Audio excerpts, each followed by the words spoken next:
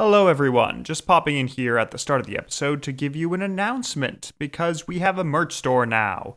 So if you've ever wanted some of Serial's drawings adorning your walls, your mugs, or your body, well, now you can do that. So all you need to do is go to Sythycarp, sythycarp-store.printify.me, and there you'll be able to find all our products and see what you like. It'll be a nice way to support the podcast, and hey, other people will know you are very cool and enjoy podcast-based things. So nice. The link will be in the description of the episode, so you can just find it there. No need to type everything in. But yeah, we hope you enjoyed the episode in the meantime.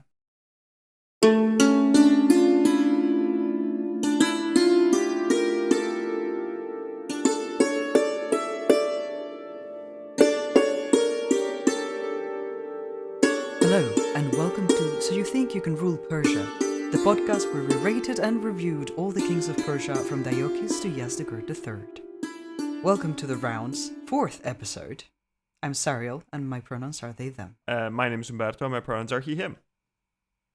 So, hello everybody, and welcome to the 4th episode of the rounds, where we will be choosing 2 candidates between our 5 contestants today, which are Antiochus III, Antiochus the Great, Shapur I, Artaxerxes III Ochus, Yazdegerd I the Accursed, and Cyaxares. The Accursed. So, we'll get to figure out which of these are especially good. Do you have any favorites coming in, Sariel? I don't think so, not off the top of my head. Okay, fair enough. Well, we'll go through all of them and see what we think and which are the best, which can be improved on. So, okay, to start with, I think it's worth reviewing the polls that happened on the previous episode. So, on the previous episode, we had Khosrow I, Bahram Chobin, Artaxerxes the Great, Xerxes I, Mithridates I, and in the end, we ended up choosing Khosrow I and Bahram Chobin as our candidates to move along. It was a bit of a tough battle at the end between Bahram and Xerxes, but in the end, we decided that Bahram was the most noteworthy one and deserved to go on.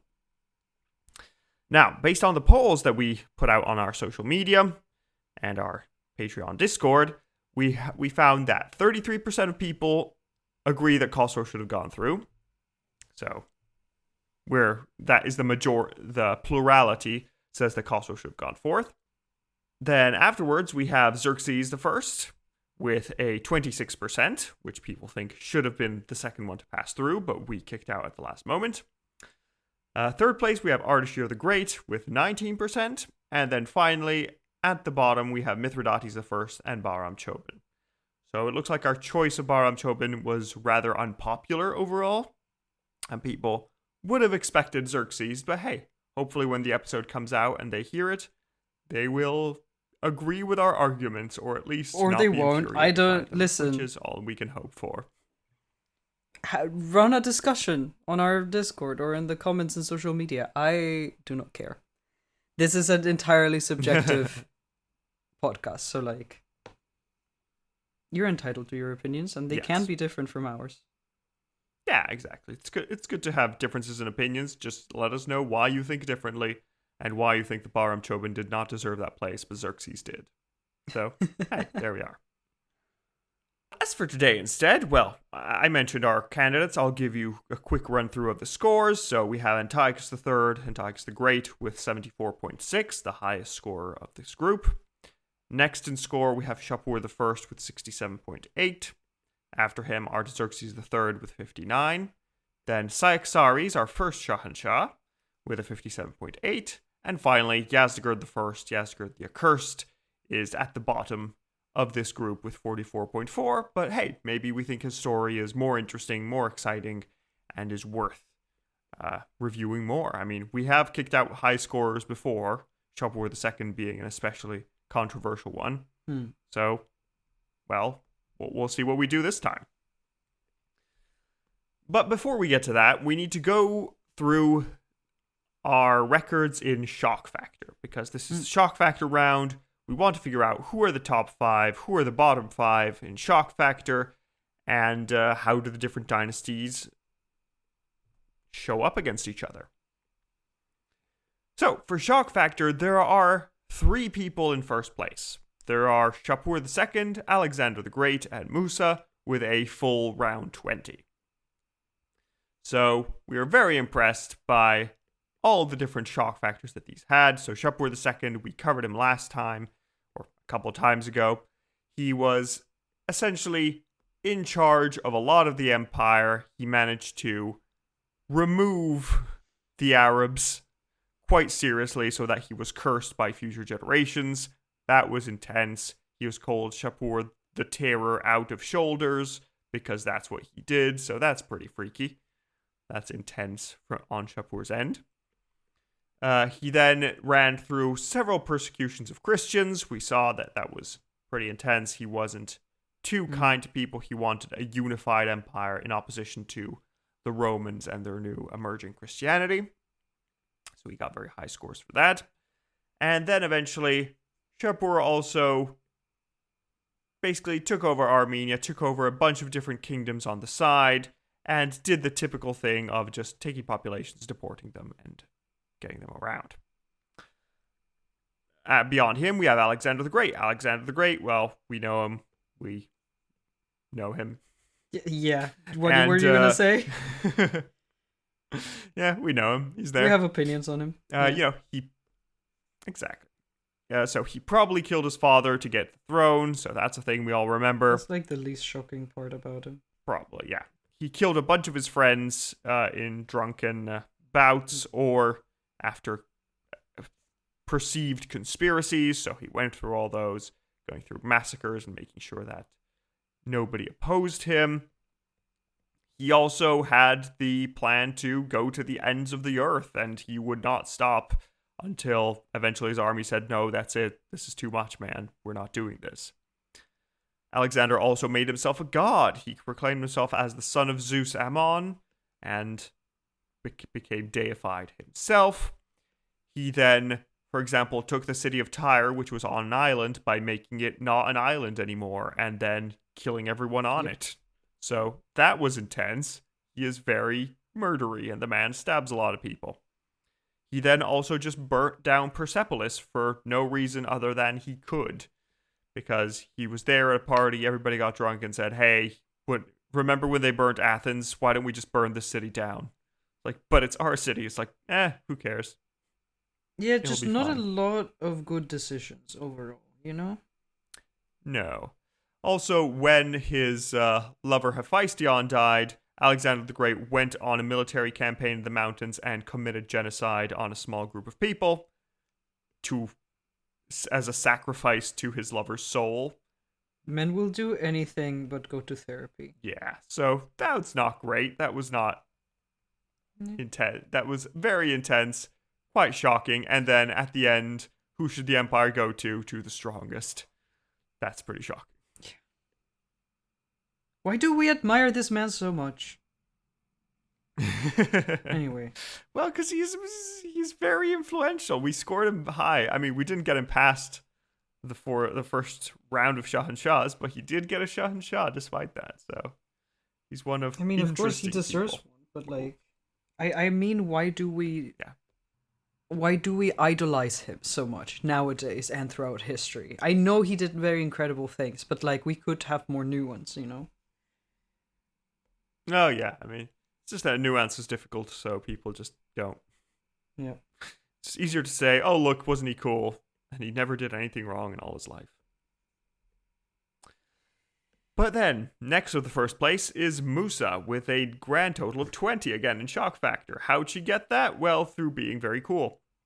Because she was either born as a slave or made a slave very, very young. And then she was shipped off to Parthia as a gift to the Parthian King of Kings. She then rose through the ranks of the family of the royal household and made herself first an official queen, so not a concubine, just an actual queen, and that was free.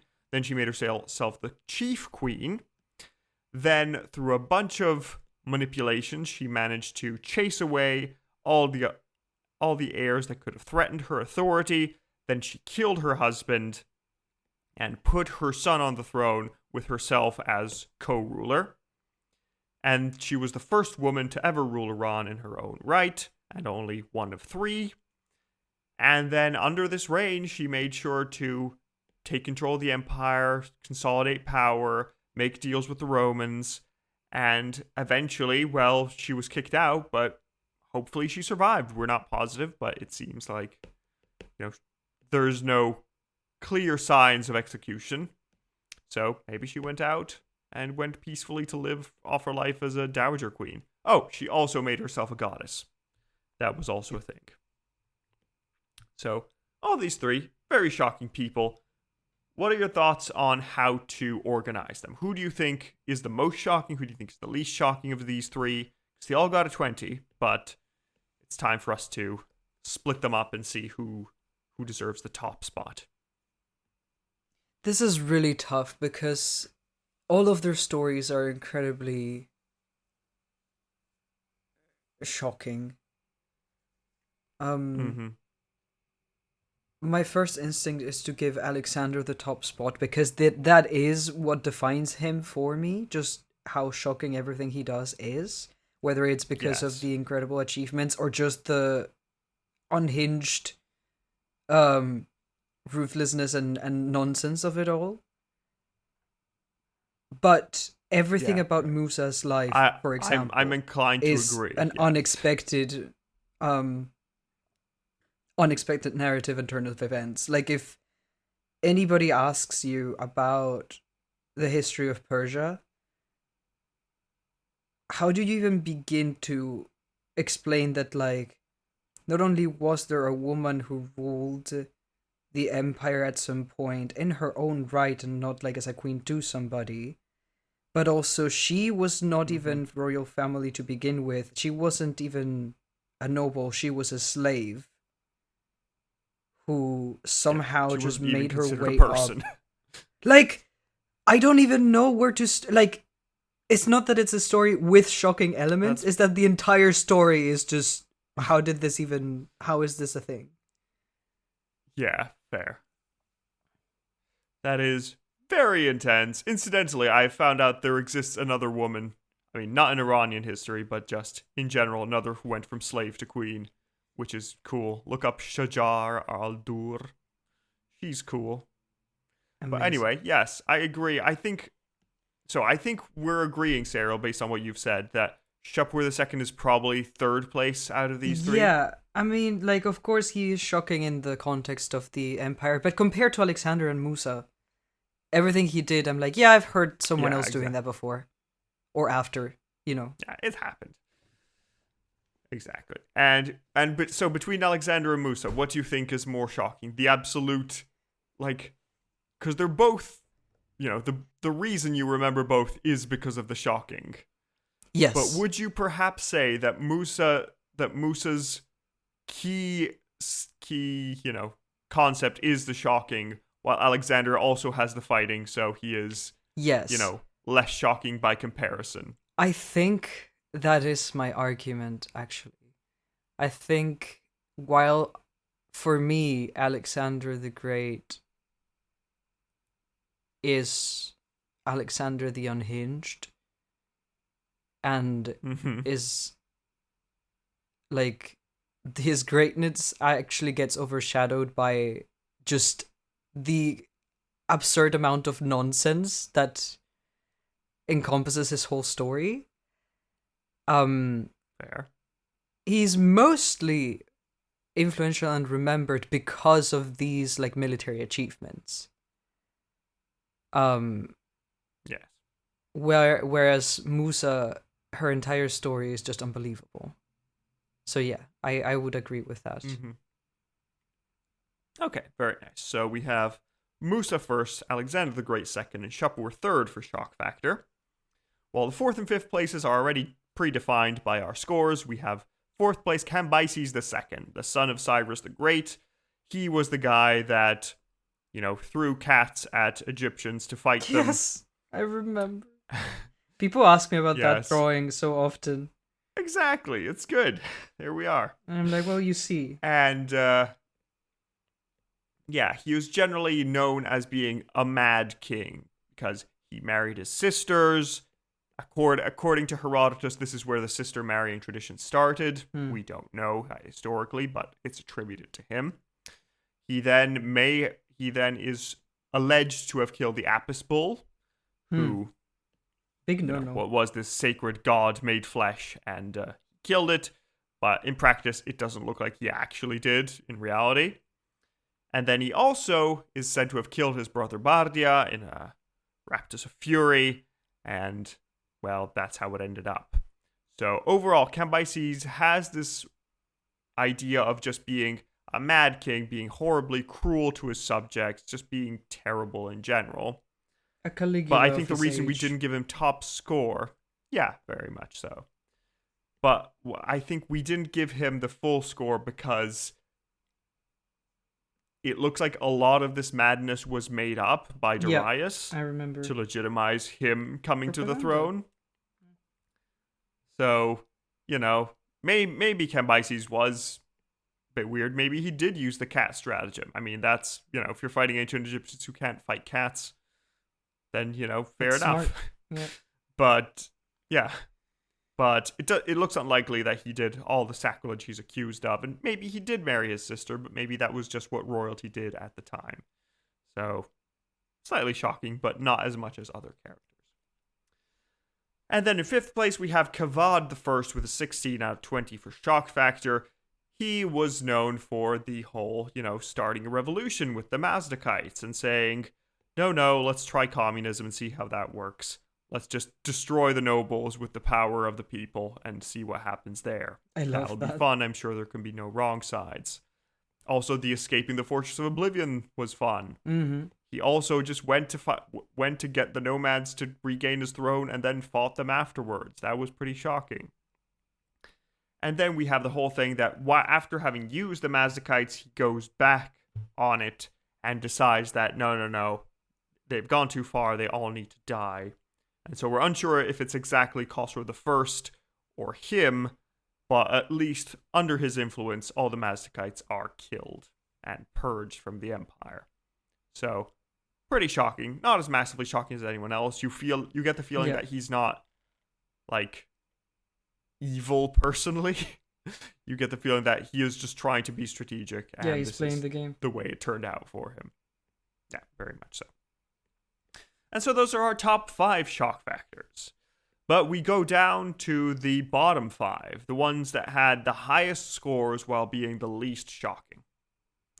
So in order there, we have, in first place, Vologases I. He had a score of 37.8 and 0 shock factor. Vologases was, an impressive king overall. He stabilized the Parthian Empire. He managed to take control of Armenia from the Romans, fight Nero. But he didn't really have to do anything that shocking. He just played by the rules and everything turned out fine.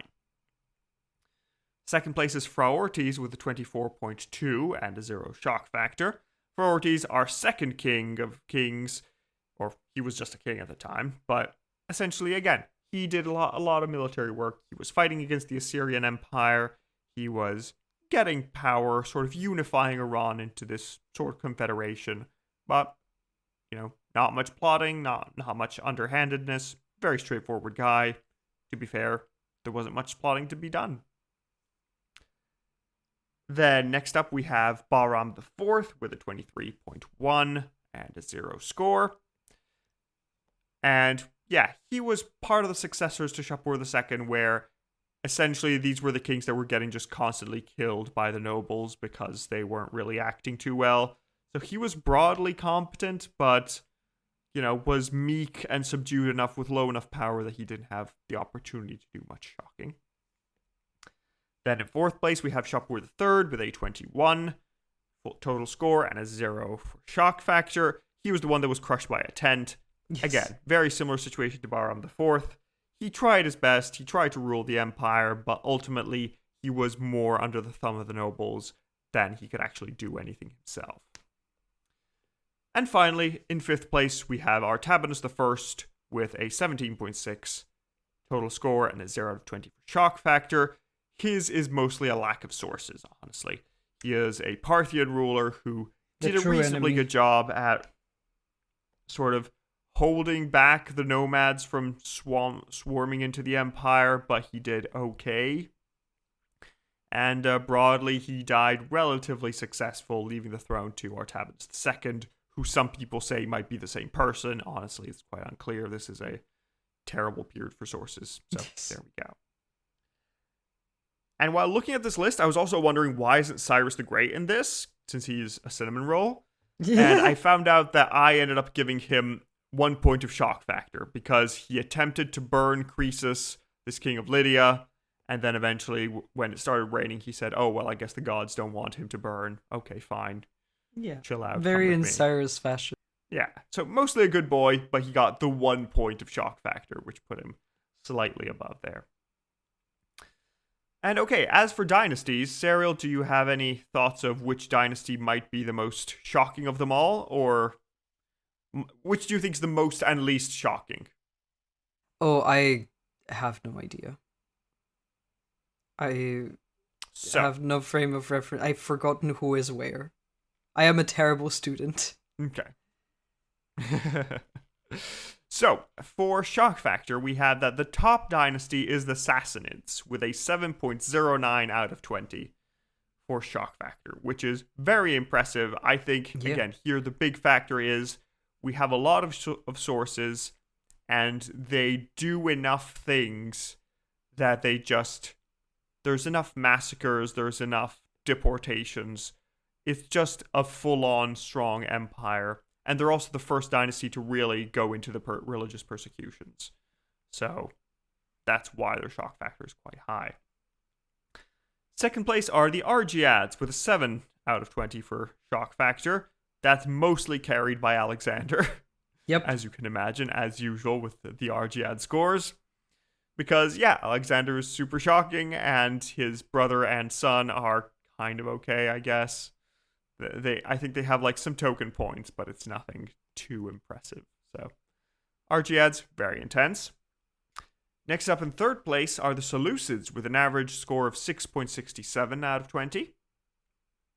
Which, again, I think it's a combination of sources, but also they have a lot of incest going on. They're just marrying sisters and doing weird things with the Ptolemies. There's a lot of family drama among the Seleucids there. Also, if you go later on after Antiochus the Great, who we'll cover today, we have that they have a lot of dealings with the Romans, and there's a bunch of civil wars internal to the family, and that caused a lot of shocking and a lot of murders. Fourth place are the Medians with a 6 out of 20 for shock factor, because overall I think it's just they weren't massively shocking themselves. We saw Phraortes is last place, one of the last places at least. But we have Astyages, which does a very good job here with the whole, oh, my grandson is going to overthrow me, so let's find a way to kill him and destroy him. We have Diocles founding the state and saying, establishing the concept of kingship basically by tricking everyone. So yep. That's pretty shocking. So we have it there. Next up, fifth position, the Achaemenids. The Achaemenids, you would expect them to be more shocking, but apparently they're mostly doing fine. I think the fact is here that with the later Achaemenids after Darius, the shocking things are happening through other people. Like Parysatis is very shocking, but the men around her are not as effective. Although we do still have like Artaxerxes III, who we're going to cover today, who is quite shocking. He kills 100 of his brothers. That's intense. Yeah, I still remember that. Overall, it looks like shock factor was less than others. Then last place are the Arsacids. They're the least shocking, again, presumably because of source reasons. They've generally been the lowest scoring people because, well, we don't know much about them. Like, we might have some shock factor from their policies usually, but as we saw with Vologases I, having 0 shock factor despite having quite a high score, well then, we don't really just have enough information to make them be high enough in shock factor. But, as usual, we go to our Bayesian adjusted mean to see what is the rough order of them if instead we take into account the number of them. the number of kings they have. So over here, we have a few changes in position. Or rather, there's one main change in position. The order is mostly fixed because it's distant enough. So Sassanids are first again, of course. But if we take into account the number of kings, it looks like the Seleucids are more shocking than the Argeads because, again, the Argeads are just basing themselves around Alexander, while the Seleucids have more consistent track record overall. And then we have the Medians, the Achaemenids, and finally the Arsacids overall. So, once again, Arsacids far bottom, but this is the first time the Sassanids are top of the list. So, they weren't great in final moments, they weren't great in battle hardness, they weren't on the podium in scheminess either. But shock factor, this is where the Sassanids start to shine. Yes. It's all we'll see how they do with the next categories. Okay, well now, Serial, now that we've reviewed the shock factor, it's time to look at our candidates for today and see what we remember about them and what we think. What sort of lives did they lead and what are the highlights? So our first character, the one who leads this group, is Antiochus III, Antiochus the Great. If you remember, he became king as the last member of the Seleucid dynasty. He was at the low end of the Seleucid Empire, where it was basically reduced to just Syria. And I just kept faking out that he was going to die, but at the long last, he managed to actually succeed. Because he starts up as a manipulated young man, because he was 16 when he came to the throne, and he had a bunch of regents or people jockeying for power. And he outmaneuvered 3 potential regents by killing them all in sequence and blaming it on the council until he then became independent. True. So, very this good was stuff. Really cool. Yeah. Yeah. He then managed to reconquer the empire as it was. He managed to retake Anatolia from the rebels that were holding it. He runs through a great reconquest of Iran, which gives him the title of the Great. He pushes back the Parthians, he pushes back the Bactrians, makes them his vassals. And then he's the first major Hellenistic ruler in India since Alexander. So he really expands the strength of the empire from its lowest point to one of its highest. He then restructures the empire to rejuvenate it. The empire since then had been using the old structure that Darius had given it, but Antiochus manages to organize it so there are separate military and political structures. So these satrapies are better organized and can better withstand the strikes that are going on. He then takes Palestine from the Ptolemies, expanding the empire and ensuring that it goes all the way down to Egypt and showing the Ptolemies once and for all who the best Hellenistic empire is. He then tries to take control of Greece, but ends up in conflict with the Romans. He is the first time we encountered the Romans. Before him, we didn't even know they existed, but now we find in this battleground in Greece. Do we? And he then harbors Hannibal. Hannibal escapes after the loss of the Punic Wars, and he is hosted by Antiochus, and Antiochus tries to keep him at court. Yeah, poor guy. But then eventually, unfortunately, Antiochus fights with the Romans. He is eventually defeated by Scipio Aemilianus officially, but in practice it was probably Scipio Africanus who did this.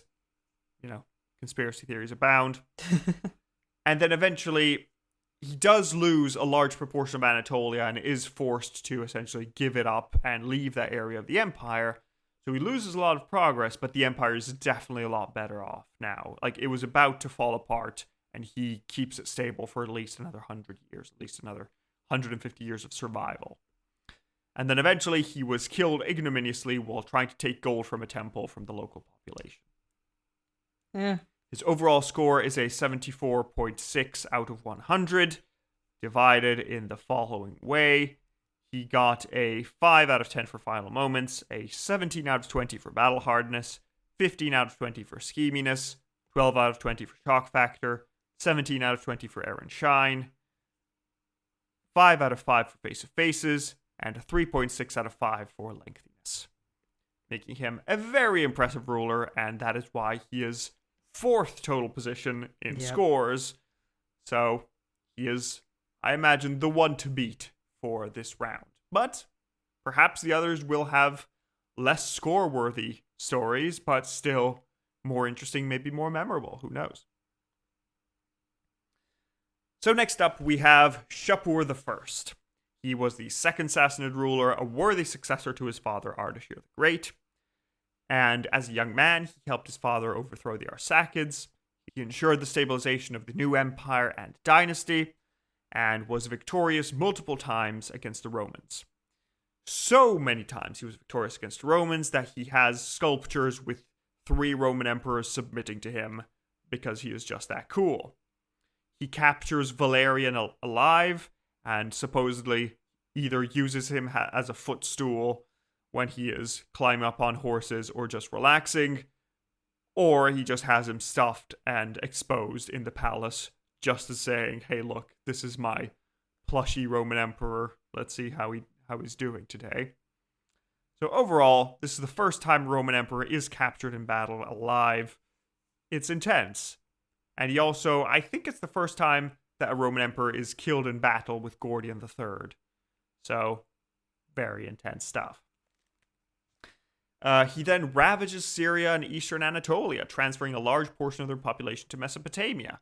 He ensures that the population of Mesopotamia that had been so mistreated by the Romans in the past century finally grows with this influx of new Roman population that has been deported there en masse. Hundreds of thousands of people, it seems. And with these people, he introduces a lot of Western knowledge into the empire. He makes sure to bring all the most skilled workers from the West, such as mosaic makers, artists, scientists, engineers, all these sort of peoples. Mm-hmm. He just brings them over into the empire and assimilates them to his own. It's under Shapur I that the empire takes control of Armenia, once again after losing it before the Arsacids, and introduces the concept of the heir having Armenia as a practice kingdom to rule. He then supports the Kushano-Sassanids in the east, establishing a nice buffer state on the eastern edge of the empire. He founds many new cities and improves agriculture, making sure that the people are just better off overall. He tolerates the new religion of Manichaeism under Mani, and he tolerates Kartir as well, who was trying to establish a stronger Zoroastrian basis to the empire. So he tries to sort of play them off each other to make sure that no side becomes too powerful. And then at the end, he has an extremely rigorous succession plan with a whole list of his sons in the order he wants them to succeed. Mm-hmm. Although ultimately it wasn't fully respected, as we saw. I mean, it's not even his fault. He did try to leave everything ready so that things would be fine. And then people were like, he tried his best. He did what he could. So his total score is a 67.8. He has a 2 out of 10 for final moments, a 20 out of 20 for battle hardness, a 3 out of 20 for scheminess, a 15 out of 20 for shock factor, a 20 out of 20 for air and shine, a 5 out of 5 for face of faces, and a 2.8 out of 5 for lengthiness. So, very impressive, very cool. How do you think he stacks up against Antiochus? Do you think that there is one that's clearly superior, or do you think it's they're on the level? That's difficult. I do like both of them a lot, but I am a big fan of Antiochus because of the unlikelihood of his success. Yes, I do like that. I think a demerit of Shapur is that his father was also very cool and did a great job. Yeah, Antiochus got given nothing, and don't get me wrong, that shouldn't be a demerit because we've seen an empire often enough being given over in a good state and then completely destroyed by the next. I'm not saying it's easy, even if you're giving a good stable empire to do a good job. But compared to Antiochus, I fully had no expectations for him to succeed at all. Yeah, so, exactly. Yeah. And I mean, Shapur is great. I mean, Shapur is one of those rare examples like Khosrow I that we saw last time, where he is a great king succeeding a great king, and they actually managed to achieve what they were hoping for. So, very impressive, but you could say it was slightly less all of his merit, but he was, standing on the shoulders of giants, as it were. But okay, our third king is instead Artaxerxes III, Artaxerxes Ochus. So, an Achaemenid, here we have. So he came to the throne by killing his father and all of his 100 brothers. This would eventually cause succession issues when he himself will be murdered. Because, oh no, who's the heir now? That's a mess. But we thought that was pretty shocking. That was pretty intense. But he managed to stabilize the empire after a long period of problems, because his father, Artaxerxes II, had overseen almost the fall of the Achaemenid Empire, but had been able to just pull it back from the jaws of defeat through some people dying at the right moment and the alliance of enemies breaking down. So it was very, very risky. Everything was quite intense. And during the Civil War, Artaxerxes III actually helped out his father as a general and did a great job by all accounts. But as king, Artaxerxes managed to stabilize the empire by suppressing the rebellious Anatolian satraps, making sure Anatolia was now back into the empire stably and organized. He sort of put a muzzle on Mausolus, the guy from the mausoleum, just to make sure that he didn't get any fancy ideas over who actually is in charge. And then the biggest impressive thing is that he reconquered Egypt. Egypt had been out of the empire for half a century, and Artaxerxes slowly but systematically takes over all of Egypt, brings it back into the empire, and now at last, everything is reunited, and he has avenged the great defeats under his father. He also continued some building work at Persepolis. Persepolis had mostly been finished by Xerxes I, but eventually it was sort of left aside as the empire had other things to dedicate its money to. But Artaxerxes decides, no, we need to continue decorating this. We need to continue beautifying the area. And then in his conflict with the Greeks, he managed to scare Philip of Macedon, Alexander the Great's dad, away from besieging a city just by saying, hey, no, don't. Those are our friends. And Philip said, oh no, this actually sounds scary. I'll leave. Okay, sorry, sir. Whatever you say, sir. Yes, please, we'll leave. So, it's pretty cool. If Philip was planning to invade the empire and Artaxerxes said, no, that's fine. That's great. And ultimately, Artaxerxes III was killed by the eunuch Bagoas, not the Alexander one. There was a separate Bagoas. And this sort of brought the empire into its final death spiral because he was succeeded by his son Artaxerxes IV and eventually Darius III, which was conquered by Alexander the Great. So overall, Artaxerxes III's score is a 59, which is divided as 6.5 out of 10 for final moments, 15 out of 20 for battle hardness, 8 out of 20 for scheminess, 6 out of 20 for shock factor, 18 out of 20 for air and shine, 3.5 out of 5 for face of faces, and a 2 out of 5 for lengthiness. So how do you think he steps up against our previous two? Also very impressive, especially the reconquering of Egypt and doing a great job at continuing with empire reforms and investment, in perception of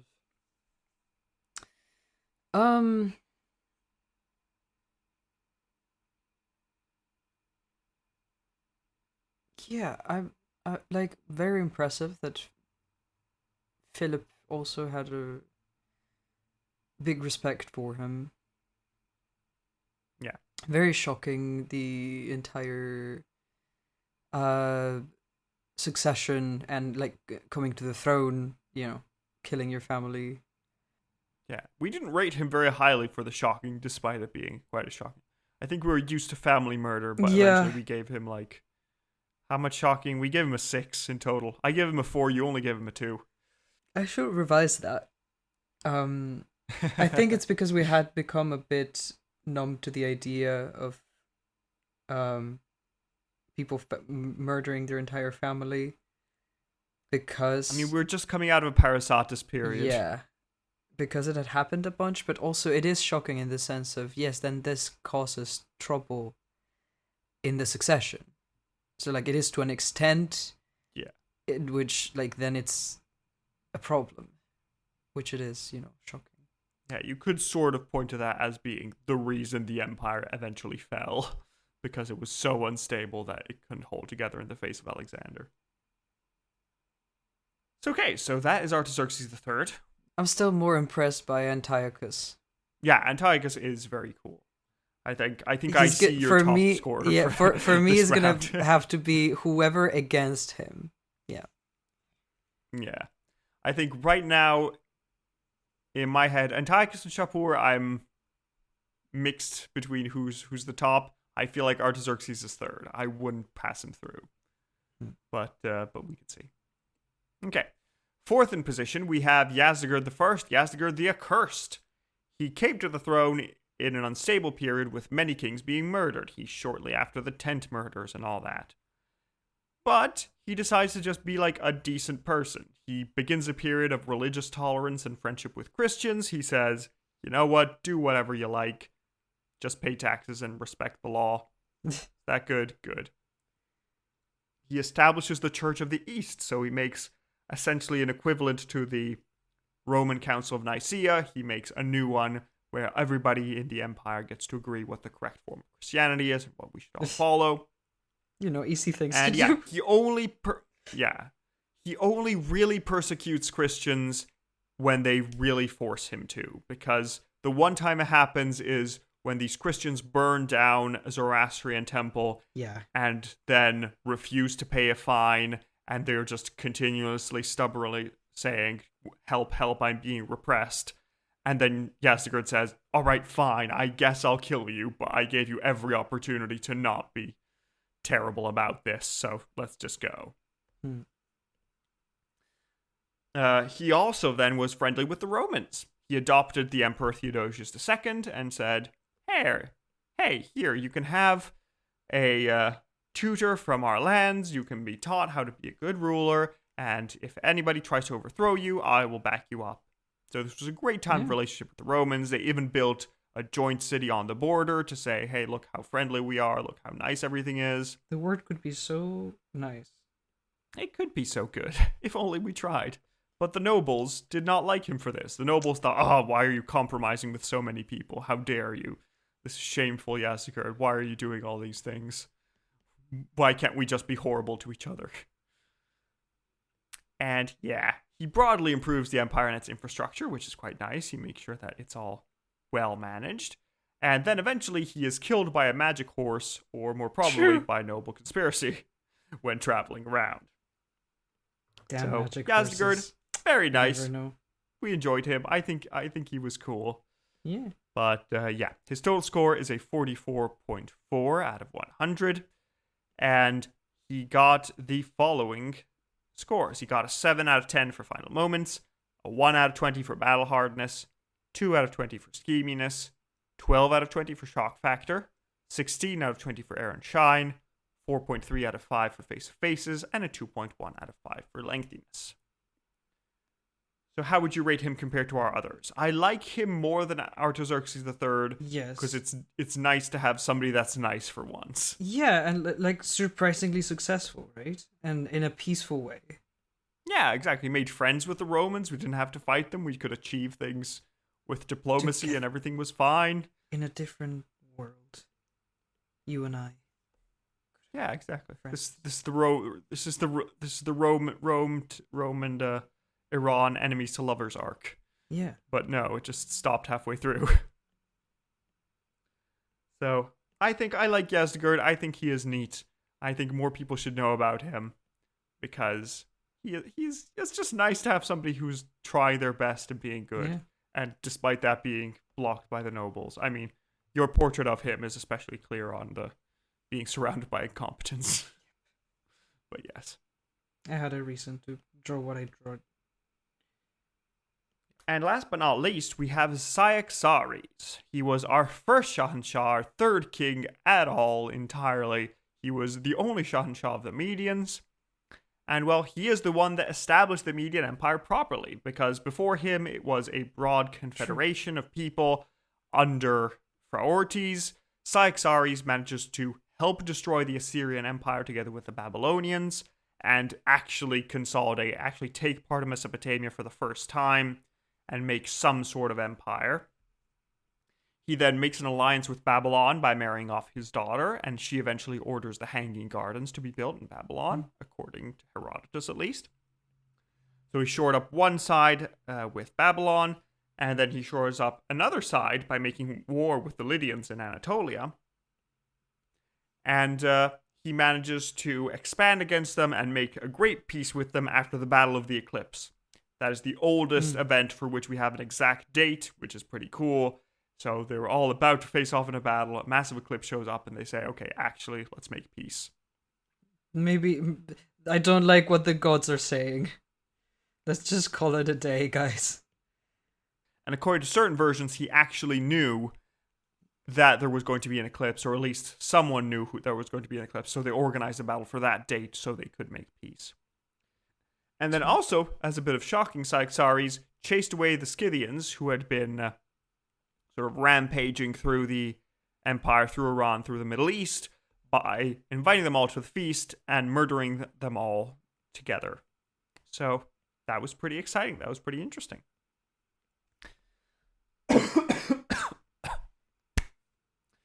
And yeah, overall, he gets a score of 57.8 out of 100, which is split up in the following way. He got a 0 out of 10 for final moments because we know nothing about it.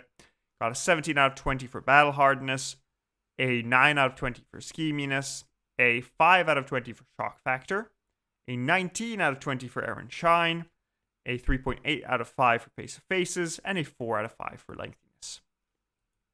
So Cyaxares suffers a bit from the lack of sources, but, still very interesting, still very cool that we have all this Herodotus-y goodness, and we know a lot of interesting things. He is the reason we have empires overall, because before him, Iran was just a smattering of semi-independent tribal states, and after him, well, it's an empire. Yep. So that's very A impressive. feat, for sure. So yeah, Cyril, now we've seen all our rulers. Is there anybody that you say, out of all of them, somebody needs to absolutely pass or absolutely not pass? Is there anybody who is like dead last or up first for you? I like my favorite boy, Antiochus III. I do agree that Antiochus III should pass. Yes, thank you. So I think we can just calmly keep Antiochus on top place, which means that there is a 4-way fight for the second place in this area. Is there anybody that you think should absolutely not? Is there somebody that you say, I mean, they're all right, it's good that they got here, but I don't see them going I think through. all of them are very deserving. Okay. Because I am vaguely tempted by having Shapur I over there. Mostly, I just like the image of the 3 Roman emperors submitting to him. That's Yes, cool. I mean, I like that. Knowing our history with Rome, that is quite the... Yeah, it's just nice. Yeah. It's fun. And then we have Yazdegerd I is also another one of my top choices because it's just good to have someone nice. You know? Someone nice for once, just showing up and saying, hey, I'm going to try and make everybody be tolerant and Honestly, deal with each other. That's true, and I hope it do agree. works. I like him a lot too. I feel like I don't think Cyaxares and Artaxerxes III have that extra something. I think they're cool, they're worth knowing about, but I don't think they are on the same standards as the others. Would you agree, or do you think one of them deserves more? No, I think we are of one mind in this context for sure. Okay, fair. This is gonna be an easy So round. yeah, I think yeah, this is easier than other rounds. I think we're closing in on a target. So yeah, so Artaxerxes III and Cyaxares, unfortunately, during the royal hunt, they get lost in the forest. They're each mauled by a different mysterious animal. Cyaxares, the sources don't tell us. Artaxerxes, apparently his horse.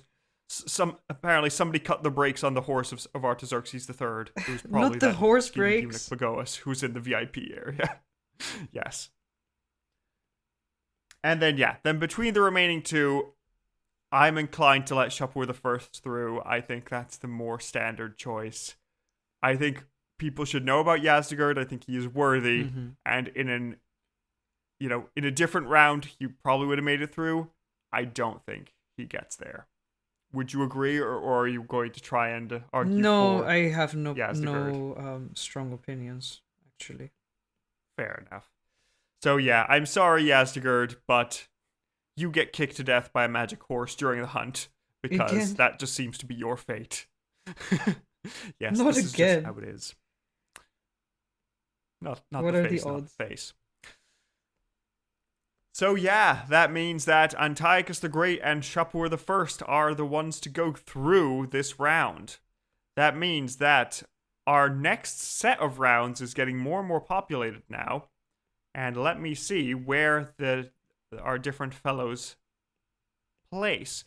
Because right now we have Group A, which is going to have Darius I, Mithridates the First, Khosrow the First, and Shapur I.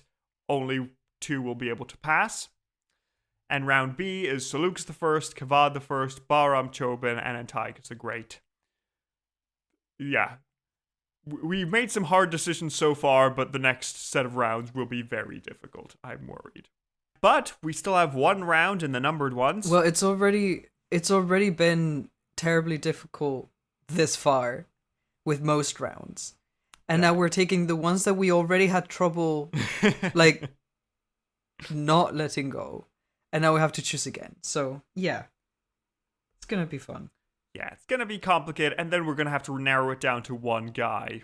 Or woman, perhaps. There is a woman. She might win. But, yeah.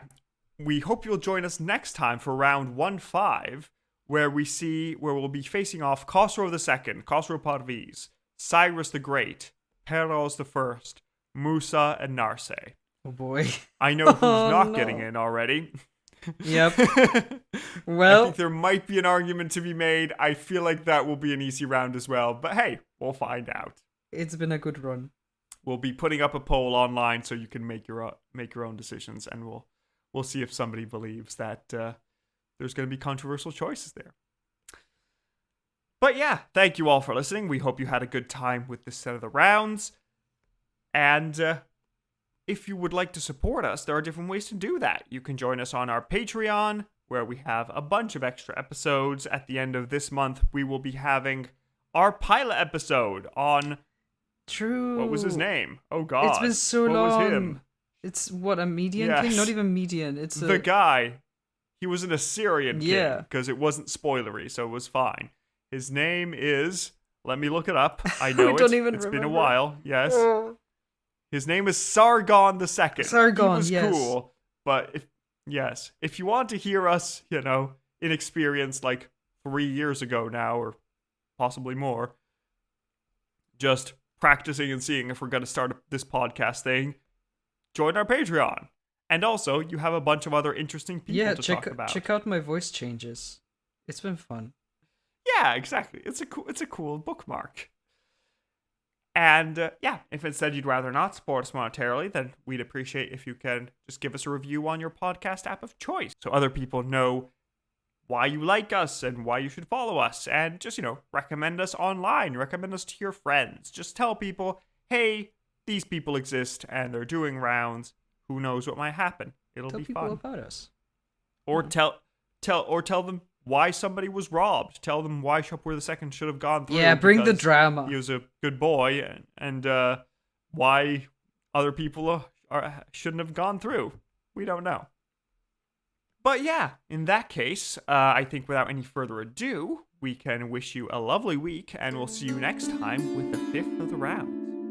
Goodbye. Bye.